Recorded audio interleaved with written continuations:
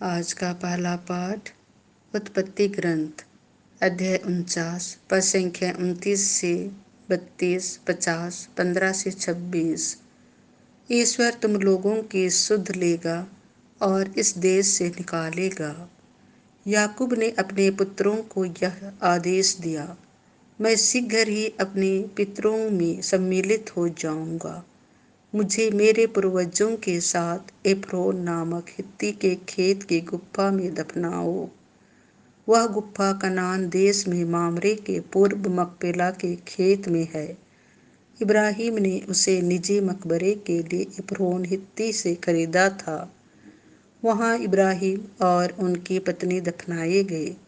वहाँ इसहाक और उनकी पत्नी रिबेका दफनाए गए और वहाँ मैंने लिया को दफनाया।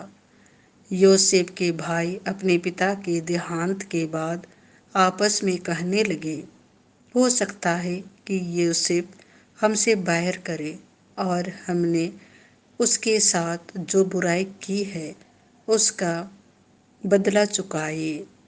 इसीलिए उन्होंने योसेफ के पास यह संदेश भेजा, मरने से पहले आपके पिताजी ने आपको यह संदेश कहला भेजा था, तुम्हारे भाइयों ने तुम्हारे साथ अन्याय किया है।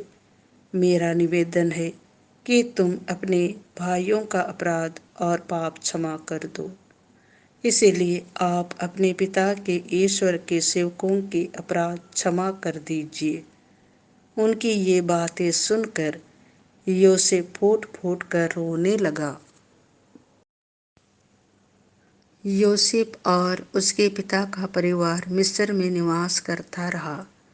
योसेफ 110 बरस की उम्र तक जीता रहा और उसने तीसरी पीढ़ी तक इब्राहिम के बाल बच्चों को देखा और मन्नासे के पुत्र मकीर के बाल बच्चों को भी अपनी गोद में खिलाया।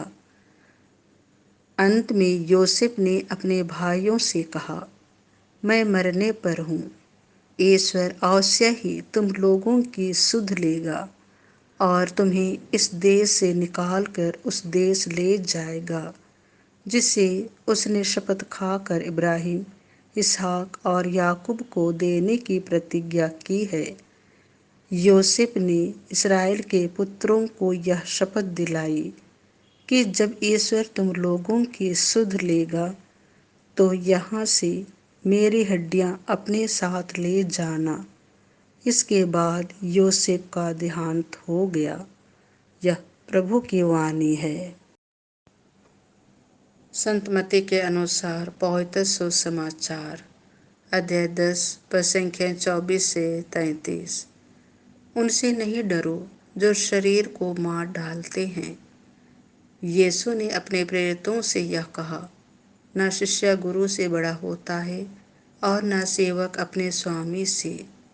शिष्य के लिए अपने गुरु जैसा और सेवक के लिए अपने स्वामी जैसा बन जाना ही बहुत है। यदि लोगों ने घर के मालिक को बिल्जुबेल कहा है तो वे उसके घर वालों को क्या नहीं कहेंगे। इसीलिए उनसे नहीं डरो।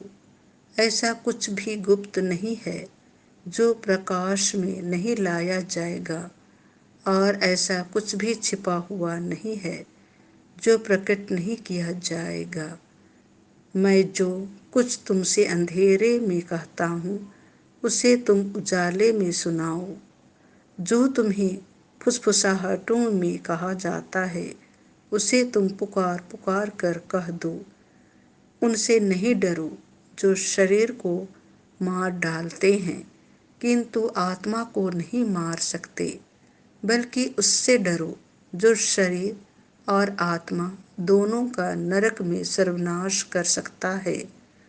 क्या एक पैसे में 2 गौराइयाँ नहीं बिकती?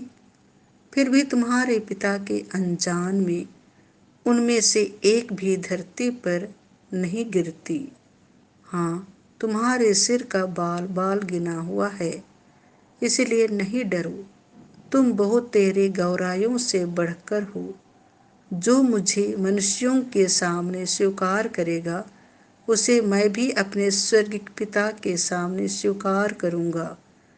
और जो मुझे मनुष्यों के सामने अस्वीकार करेगा, उसे मैं भी अपने स्वर्गीय पिता के सामने अस्वीकार करूंगा। यह प्रभु का सुसमाचार है।